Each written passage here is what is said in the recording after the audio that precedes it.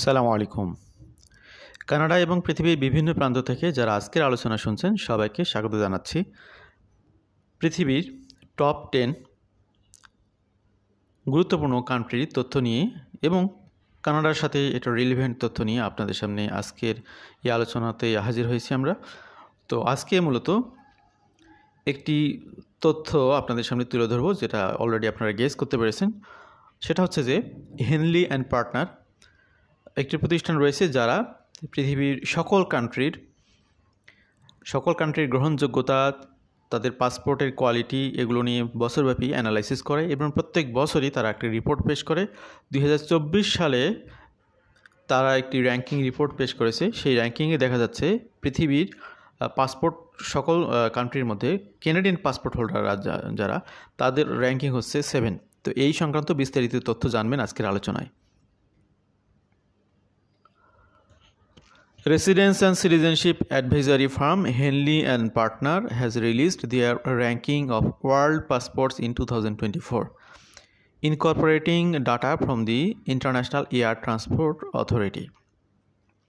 তো একটু আগেও যেটা আমি বললাম যে হেনলি অ্যান্ড পার্টনার্স গুগল করলে আপনারা জানতে পারবেন এই প্রতিষ্ঠানটি মূলত বিভিন্ন দেশের পাসপোর্ট সার্ভিস নিয়ে, অর্থাৎ এখানে যদি কেউ ইমিগ্র্যান্ট হতে চান পৃথিবীর বিভিন্ন দেশে, তাহলে এই প্রতিষ্ঠানটি এই সমস্ত বিষয়ে সহযোগিতা করে থাকে।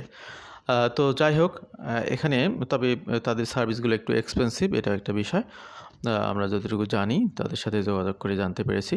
তো এখন বিষয় হলো যে incorporating data from international air transport authority. তো তারা মূলত এখানে এই ডাটাগুলো কোথা থেকে কালেকশন করে সেই বিষয়গুলো এখানে আপনারা দেখতে পেলেন যে ইন্টারন্যাশনাল এয়ার ট্রান্সপোর্ট অথরিটি তাদের কাছ থেকে কালেকশন করে। এছাড়াও যেগুলো কিছু কমন কিছু তথ্য থাকে সেগুলো সব কিছু মিলেই মূলত হেনলি অ্যান্ড পার্টনার এই প্রতিষ্ঠানটি প্রত্যেক বছরই একটি র্যাঙ্কিং রিপোর্ট পেশ করে।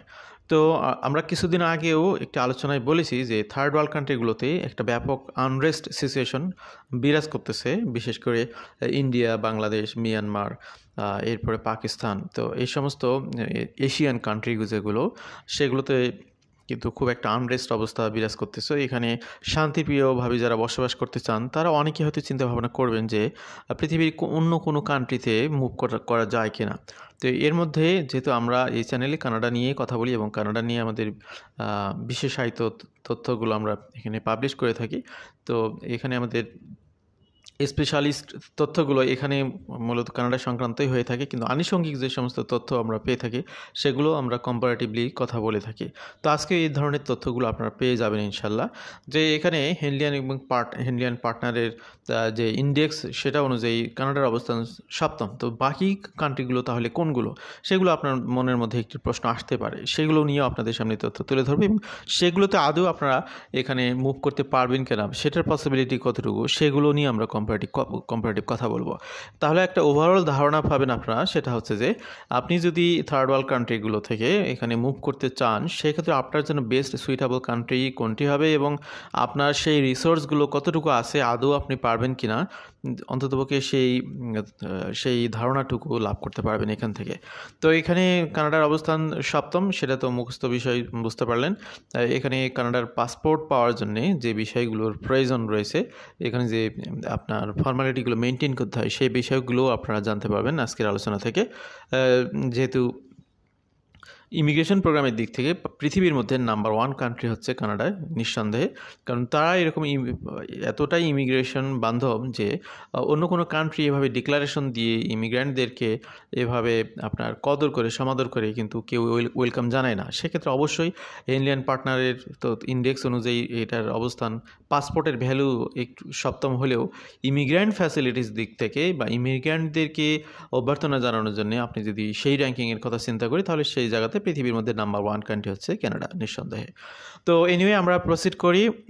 এখানে তাদের যে অবস্থা সেখানে আমরা দেখতে পাচ্ছি যে the firm ranked the Canadian passport as the 7th most powerful in the world this year based on the number of criteria. তো এখানে যে ক্রাইটেরিয়াগুলোকে তারা এখানে র্যাঙ্কিংয়ের জন্যে এখানে মার্কসের ক্রাইটেরিয়া হিসেবে গ্রহণ করেছিল সেগুলোর মধ্যে রয়েছে including the number of visa free travel options. It holds. তো কানাডার পাসপোর্ট হোল্ডার যারা, তারা এই কানাডার পাসপোর্ট নিয়ে কতগুলো কান্ট্রিতে ভিসা ফ্রি ট্রাভেল করতে পারে। যদি আপনি ইন্ডিয়া থেকে শুনে থাকেন তাহলে আপনি জানবেন যে ইন্ডিয়ান সিটিজেনরা পৃথিবীর অনেক দেশে ভ্রমণ করতে পারে ভিসা ছাড়া। আপনি যদি বাংলাদেশ থেকে শুনে থাকেন, বাংলাদেশের সিটিজেন হন, আপনারা বুঝতে পারবেন বা জানতে পারবেন, গুগলে সার্চ দিলে পারবেন যে ভিসা ফ্রি ট্রাভেল ফর বাংলাদেশের সিটিজেন, এইভাবে যদি আপনি সার্চ দেন তাহলে আপনি পেয়ে যাবেন। উদাহরণ হিসেবে, খুব শর্ট উদাহরণ হিসেবে যদি আমি দিই, তাহলে এখানে আপনি যদি নেপালে যান, আপনি যদি মালদ্বীপে যেতে চান, ইন্দোনেশিয়াতে যেতে চান, কেনিয়াতে যেতে চান, এগুলোতে কিন্তু বাংলাদেশিদের জন্য কোনো ভিসা লাগে না। কিছু কিছু কান্ট্রি রয়েছে যেগুলো তো অন অ্যারাইভাল, অর্থাৎ সেখানকার পোর্টে আপনি অ্যারাইভ করার পরে ভিসার একটা স্টিকার লাগে, কিন্তু আলাদা করে আবেদন করে আপনার ভিসার প্রয়োজন হয় না। তো আপনার পাসপোর্ট যদি থাকে, আপনি এয়ার টিকিট একটা নিয়ে আপনি বিমানে উঠবেন, সরাসরি সেই দেশে চলে যেতে পারবেন। তো এইরকম পৃথিবীর মধ্যে কানাডার যারা সিটিজেন, তারা এখানে ভিসা ফ্রি কান্ট্রির যে সুযোগটা পাচ্ছে, এই 187টি কান্ট্রি 2024 সালে যারা কানাডার পাসপোর্ট হোল্ডার, এই পাসপোর্ট দিয়ে তারা 187টি কান্ট্রিতে উইদাউট ভিসাতে জাস্ট টিকিট করবেন, কানাডার পাসপোর্টের সাথে রাখবেন এবং তিনি সেই দেশে চলে যাবেন। তো এখানে এই ফ্যাসিলিটিসগুলো আসলে কোন অর্থে ব্যবহার হয়? এই ফ্যাসিলিটিসগুলো আপনি উপভোগ করতে পারেন, এনজয় করতে পারেন। আপনি একটি গুড জব পেয়েছেন খুব ভালো একটা কান্ট্রিতে, ধরুন আপনি ফার্স্ট ওয়ার্ল্ড কান্ট্রি যেগুলো আছে সবগুলোতে কিন্তু কানাডা সিটিজেনদের জন্য ভিসা ফ্রি এন্ট্রি বা অ্যারাইভেলের সুবিধা রয়েছে, যেমন অস্ট্রেলিয়া, ইউকে, ইউএসএ, নিউজিল্যান্ড, এগুলোতে সবগুলোতে কিন্তু কানাডার পাসপোর্ট নিয়ে আপনি সহজেই ভিসা ছাড়াই মুভ করতে পারবেন। তো এখনই দেখা গেল যে কানাডাতে এই সময় ইকোনমিক অবস্থা খুব একটা ভালো না, আপনি কানাডার সিটিজেন, তো আপনি মনে করতেছেন যে এই ট্রুডো গভর্নমেন্টের শেষ সময় এসে তারা গুলাই ফেলেছে, তারা সিচুয়েশন কন্ট্রোল করতে পারতেছে না। তো আপনি ভাবলেন যে আপনি কানাডার সিটিজেন, একটু অন্যান্য জায়গা থেকে ঘুরে আসুন না কেন। আপনি চলে গেলেন নিউজিল্যান্ডে, সেখানকার ওয়েদার অনেক সুন্দর, আপনি সেখানে গিয়ে জব করলেন 5 বছর 10 বছর থেকে, আবার যখন কানাডার অবস্থাটা ভালো হলো আপনি আবার ফেরত আসলেন। তো এই নিউজিল্যান্ডে বসবাসের জন্য আপনার আলাদা করে অনেক কিছু অ্যাপ্লাই করতে হবে তা কিন্তু না। এইরকম আর কি কিছু বিষয় থাকে। এটা অ্যাকচুয়ালি ঘোরার জন্য, কিন্তু ঘোরার পাশাপাশি আপনি যেহেতু কানাডার একজন পাসপোর্ট হোল্ডার, সো সে ক্যানাডিয়ান এক্সপিরিয়েন্স দিয়ে আপনি ফার্স্ট ওয়ার্ল্ড কান্ট্রিগুলোতে ইজিলি আপনি জব অ্যাভেল করতে পারেন, সেটার পসিবিলিটি কিন্তু অনেক বেশি থাকে। তো এই জন্য আনুষঙ্গিক কিছু কথা বলে ফেললাম যে ফ্যাসিলিটিসগুলো আপনারা এনজয় করতে পারেন। তো এখানে additionally many Canadian passport holders benefit from ability to hold dual citizenship. আরেকটি কথা আপনাদেরকে বলে রাখি, সেটা হলো কানাডার সিটিজেন যারা হন তাদের একটি মানে বড় ফ্যাসিলিটিস, সেটা হলো ডুয়াল সিটিজেনশিপ তারা ক্যারি করতে পারেন। তো আপনার থার্ড ওয়ার্ল্ড কান্ট্রিগুলোর বা এশিয়ান কান্ট্রিগুলো সব কান্ট্রি কিন্তু ডুয়াল সিটিজেনশিপ অ্যালাউ করে না। যেমন ইন্ডিয়ার যদি কেউ সিটিজেন হয়ে থাকেন, তিনি যদি কানাডার সিটিজেনশিপ লাভ করতে চান, তাহলে ইন্ডিয়ার যে গভর্নমেন্ট ব্যবস্থা, তারা কিন্তু ডুয়াল সিটিজেনশিপ অ্যালাউ করে না। বাংলাদেশ ডুয়াল সিটিজেনশিপ অ্যালাউ করে। তো ইন্ডিয়ান সিটিজেনদের কানাডার সিটিজেন হতে হলে প্রথমে তাকে এফিডেভিট করে হোক বা অফিসিয়ালি তাদেরকে ইন্ডিয়ান সিটিজেনশিপ ত্যাগ করতে হয়, করার পরে দেন তারা কানাডার সিটিজেনশিপটা লাভ করতে পারেন। কানাডার ক্ষেত্রে কানাডা কখনই ডুয়াল সিটিজেনশিপের ক্ষেত্রে ব্যারিয়ার তৈরি করে না, অর্থাৎ তারা অ্যালাউ করতেছে কানাডার সিটিজেনশিপের পাশাপাশি আপনি বাংলাদেশের, পাকিস্তানের কিংবা আপনি আফগানিস্তান কিংবা ইরানের সিটিজেনশিপ ক্যারি করতে পারবেন। একই সাথে দুই দেশের সিটিজেনশিপ ক্যারি করতে পারবেন। তো এটা একটা অনেক বড় একটা ফ্যাসিলিটিস, সব কান্ট্রি কিন্তু এটা অ্যালাউ করে না। বিশেষ করে আপনি যদি এশিয়ান অন্যান্য কান্ট্রির কথা চিন্তা করেন, এখানে হেনলিয়ান পার্টনারের যে ইন্ডেক্স, সেটা অনুযায়ী নাম্বার 1 কান্ট্রি হচ্ছে সিঙ্গাপুর। তো আপনি ধরুন যে সিঙ্গাপুরে চলে গেলেন, সিঙ্গাপুরে গিয়ে আপনি সিঙ্গাপুরের সামহাউ সিটিজেনশিপ লাভের সুযোগ পেয়েছেন। আপনি ধরুন যে একজন বাংলাদেশের সিটিজেন, কিন্তু আপনাকে বাংলাদেশের সিটিজেনশিপ ত্যাগ করে দেন সিঙ্গাপুরের জন্য সিটিজেনশিপে আবেদন করতে হবে।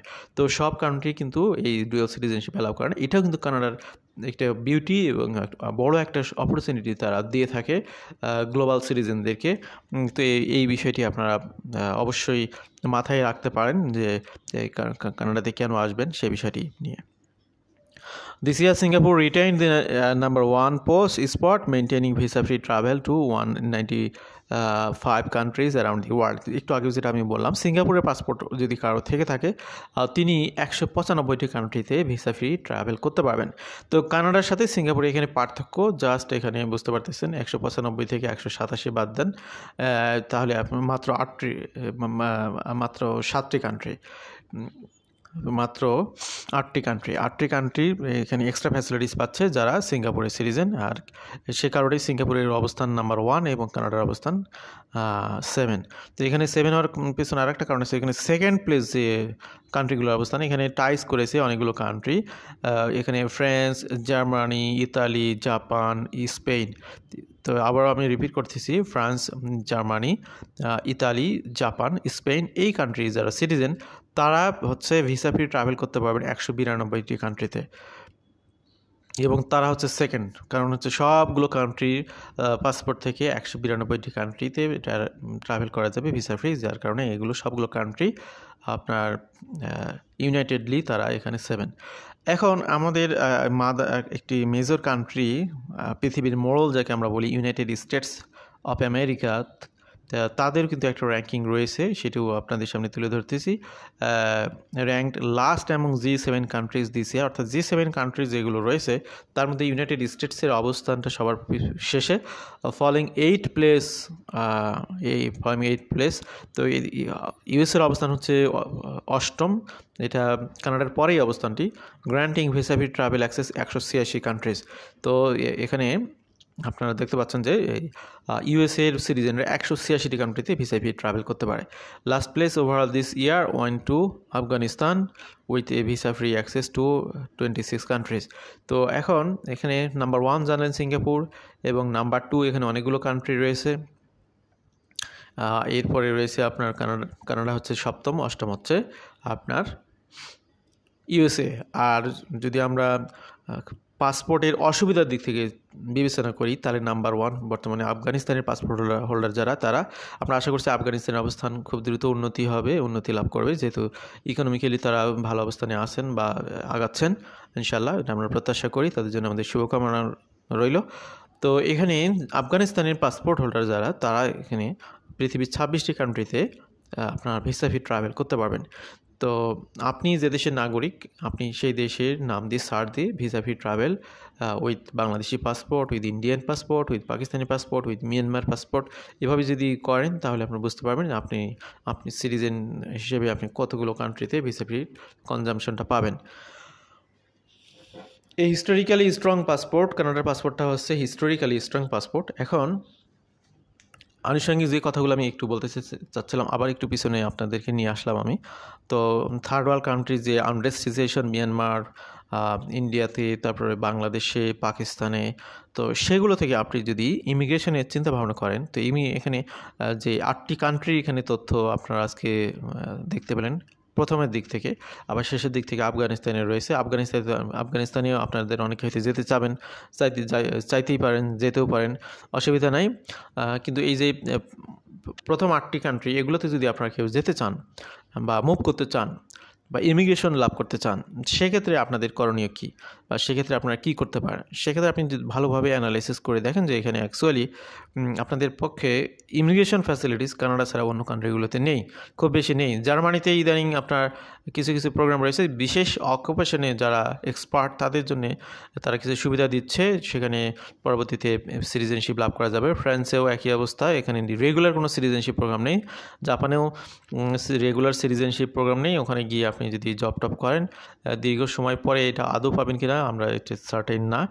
স্পেন, ইতালির বিষয়গুলো আপনার রেগুলার কোনো প্রোগ্রাম নেই, সেখানে আপনার জবের রেফারেন্সে বছরের পর বছর থেকে একটা পর্যায়ে গিয়ে আপনার ইউরোপের সিটিজেনশিপ লাভ করতে পারেন যতটুকু জানি। কিন্তু কানাডাতে যেমন আপনার স্পেশালি কিছু প্রোগ্রাম রয়েছে, কিছু না মানে পৃথিবীর সবচেয়ে লার্জেস্ট প্রোগ্রাম কানাডাতে, তো সেই প্রোগ্রামগুলো অন্য কান্ট্রিগুলোতে কিন্তু এতটা নেই।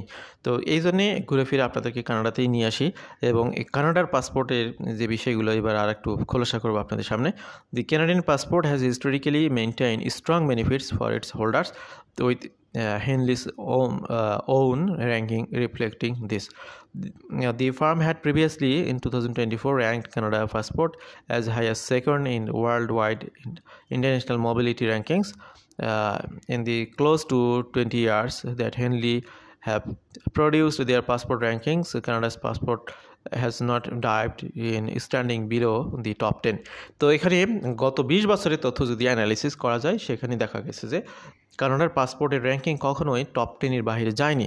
তো ওইখানে এভারেজ মেনটেন্যান্সের যে বিষয় সেই দিক থেকে চিন্তা ভাবনা করলে নিঃসন্দেহে এটা যতই খারাপ সিচুয়েশন হোক না কেন পৃথিবীর অন্যতম সেরা একটা কান্ট্রি। হতে পারে যে এই বর্তমানে একটু সিচুয়েশনটা খারাপ, কিন্তু ওভারঅল চিন্তা করলে যে হ্যাঁ অন্য দেশের তুলনায় তাও তো ভালো, মন্দির ভালো, কিন্তু একেবারেই খারাপ বলা যাবে না। How to obtain Canadian passport. এখন কানাডার পাসপোর্ট যদি আপনি নিতে চান সেক্ষেত্রে আপনার করণীয় কী? Obtaining a Canadian passport first require Canadian citizenship for those who were not born in Canada. তো কানাডাতে যদি আপনার জন্ম না হয় তাহলে আপনাকে ক্যানাডিয়ান পাসপোর্ট হোল্ডার হতে হলে প্রথমে কী করতে হবে? প্রথমে আপনাকে পার্মানেন্ট রেসিডেন্সি নিতে হবে, এরপরে আপনি সিটিজেনশিপের বিষয়ে আসবেন। তো পার্মানেন্ট রেসিডেন্স নিয়ে আপনি কানাডাতে আসলেন, এই বছরের পার্মানেন্ট রেসিডেন্ট হিসেবে কানাডা আপনার এন্ট্রি করাচ্ছে 4,85,000, মোর অর লেস, কম বেশি হতে পারে। Meeting Canada's physical presence requirements for citizenship. This means you need to have lived in Canada for at least 3 out of past 5 years, totaling approximately 1,095 days. তো কানাডার যে system, তাদের system অনুযায়ী এখানে আপনার 5 বছরের মধ্যে 1095 দিন যদি আপনি কানাডাতে থাকেন, একটানাও থাকতে পারেন, ভেঙে ভেঙেও থাকতে পারেন, 5 বছরের মধ্যে 1095 দিন হতে হবে। এই 5 বছরের মধ্যে একটানা যদি 3 বছর থাকতে পারেন তাহলে জাস্ট এই 1095 দিন কমপ্লিট করার পরেই আপনি এখানে সিটিজেনশিপের জন্য আবেদন করতে পারবেন। তো এখানে যারা কানাডাতে বাই বর্ন জন্মগ্রহণ করেন তাদের তো আলাদা করে কোনো সমস্যা নেই, তাই যারা বাই বর্ন সিটিজেনশিপ লাভ করবেন, এরপরে যাদের বাবা মা ক্যানাডিয়ান তারাও অটোমেটিক্যালি সিটিজেনশিপ পাওয়ার সুযোগ রয়েছে। এখানে বেশ কিছু নিয়ম চেঞ্জ হয়েছে, সেগুলো নিয়ে বিস্তারিত কথা বলতেছি না, এই সংক্রান্ত আলোচনা অলরেডি রয়েছে। Once a newcomer has attained permanent residence and meet the physical presence requirements, there are still other criteria that migrants need to meet as part of application process for Canadian citizenship. তো 1095 দিন থাকলেই সব শেষ তা না, আর অন্যান্য কন্ডিশনগুলো fill out করতে হবে, আপনার সেগুলো আপনারা দেখতে পাচ্ছেন এখানে। ট্যাক্স ফাইলিং, আপনি ট্যাক্স দিচ্ছেন কিনা সেটা একটা ম্যাটার, একটা major issue. If required you must file and pay in outstanding taxes owed during your residency period. তো এই যে 1095 দিন যে থাকলেন সেখানে আপনি ট্যাক্স ফাইল নিয়ে বসবাস করতে হবে, যদি কোনো ট্যাক্স বকেয়া থাকে সেটা পরিশোধ করতে হবে।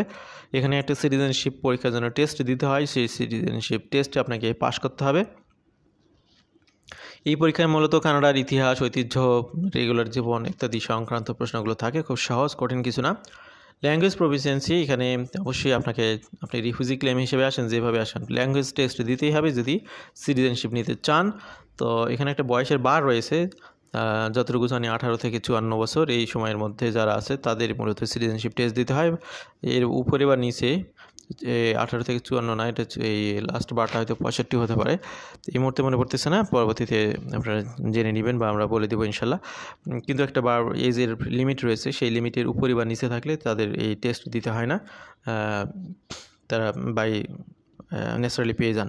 Generally it takes at least 3 years to secure Canadian citizenship through naturalization. তো পার্মানেন্ট রেসিডেন্সি থেকে শুরু করলে অবশ্যই 3 বছর মিনিমাম লাগবে, সেটা আপনি বুঝতে পেরেছেন। অ্যাপ্লাইং ফর ক্যানাডিয়ান পাসপোর্ট, তো প্রথমে আপনাকে কি করতে হবে? পিআর প্রোগ্রামে অংশগ্রহণ করতে হবে। পিআর প্রোগ্রামে আবেদন করে পিআর এলিজিবিলিটি অনুযায়ী আপনার পিআর হোল্ডার হতে হবে। পিআর হোল্ডার হয়ে সিটিজেন কানাডায় আসতে হবে। আসার পরে কমপক্ষে 3 বছর বা লাস্ট 5 ইয়ার্সে 1095 দিন থাকতে হবে। থাকার পরে অন্যান্য terms and condition fill out করতে হবে, সেগুলো করলেন। করার পরে আপনি কানাডার সিটিজেন হলেন। এবার আপনার পাসপোর্টের বিষয় চলে আসবে। যখন আপনি সিটিজেন হয়ে গেলেন, আপনার completing A citizenship ceremony and receiving a citizenship certificate, new citizens can apply for a passport. তখন আপনি পাসপোর্টের জন্য আবেদন করতে পারবেন। Every Canadian citizen is eligible to apply, although ineligibility occur if there are issues such as misrepresentation on your application.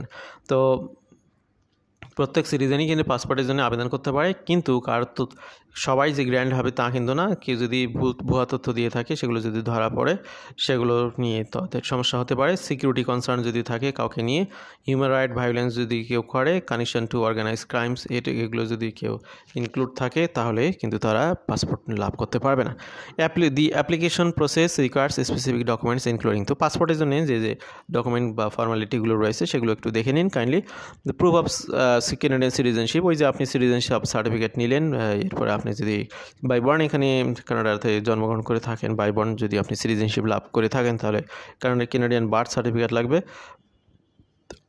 ধরে নিচ্ছি যে আপনারা ইমিগ্রেন্ট হিসেবে আসতেছেন, তাদের জন্য সিটিজেনশিপ সার্টিফিকেটই ইনাফ। এরপরে আপনি যদি আগে থেকে সিটিজেন হয়ে থাকেন বা নতুন করে পাসপোর্ট আবেদন করতে থাকেন, আগের পাসপোর্ট দেখাতে হবে, না হলে না। Two reference in support of your passport application, এখানে 2টা রেফারেন্স লেটার লাগবে বা রেফারেন্স ব্যক্তি লাগবে। এরপরে ডকুমেন্ট কনফার্মিং ইউর আইডেন্টিটি, এই আইডেন্টিটি ডকুমেন্ট বলতে আপনি যে দেশের পাসপোর্ট সেটা হতে পারে, সেখানে আপনার ভিসা রয়েছে, এরপর আপনি পিআর কার্ড আছে আপনার সাথে, এরপর আপনার বার্থ সার্টিফিকেট আছে, আপনার আইডেন্টিটি যেটা আইডেন্টিফাই করবে, আপনার ইনআইডি থাকতে পারে। 2 আইডেন্টিক্যাল পাসপোর্ট সাইজ ফটোগ্রাফস, আপনি 2টি পাসপোর্ট সাইজের ছবি এখানে দিবেন। Canadian passport size for first time applicants, A guarantor is also needed, এখানেও আপনার একটি গ্যারান্টর লাগবে। লোনের ক্ষেত্রে যেরকম গ্যারান্টরের প্রয়োজন হয়, এখানে পাসপোর্ট হোল্ডার হিসেবে আবেদন করার জন্য প্রাইমারি ফার্স্ট স্টেজে একজন গ্যারান্টার লাগবে। The guarantor must meet specific requirements, তাদের কিছু রিকোয়ারমেন্ট ফুলফিল করতে হবে, which vary based on the types of passport অ্যাপ্লিকেশনের লোকেশন, তো সেটাও ভ্যারি করতেছে। You can apply for a passport online or at a service Canada centre either by appointment or through walk in service, তো এমনি সরাসরি অথবা online যে কোনোভাবেই এখানে আবেদন করতে পারেন। তো আমরা এই মূলত আজকে আলোচনাটি কনক্লুশনে চলে যাব, অনেক দীর্ঘ সময় কথা বলেছি। সেটা হচ্ছে যে আপনি পৃথিবীর টপ 10 কান্ট্রির মধ্যে কানাডার অবস্থান 7ম পাসপোর্টের আপনার ভ্যালুর দিক থেকে। তারা কানাডার পাসপোর্ট হোল্ডাররা 2024 সালে 187টি কান্ট্রিতে ভিসা পেয়ে ট্রাভেল করতে পারবেন। আর পৃথিবীর বিভিন্ন প্রান্ত থেকে যারা বিভিন্ন কান্ট্রিতে মুভ করতে চান তাদের জন্য বেস্ট কান্ট্রি হচ্ছে কানাডা, কারণ এখানে অনেকগুলো সিটিজেনশিপের প্রোগ্রাম রয়েছে। এর বাইরেও কেউ যদি অন্য কান্ট্রিগুলোতে মুভ করতে চান, সামহাও সেগুলো কোনো না কোনো প্রোগ্রামের মাধ্যমে সেখানে পৌঁছাতে পারলে আপনি সেখানকার প্রোগ্রাম অনুযায়ী, সেই কান্ট্রির রুলস রেগুলেশন অনুযায়ী আপনারা সেখানে সিটিজেনশিপের জন্য আবেদন করতে পারেন। আমাদের সাথে থাকার জন্য আবারও ধন্যবাদ। যারা তখন আলোচনা শুনছেন সবার প্রতি কৃতজ্ঞতা জানাচ্ছি। ভালো থাকবেন সবাই, আল্লাহ হাফেজ, সালামু আলাইকুম।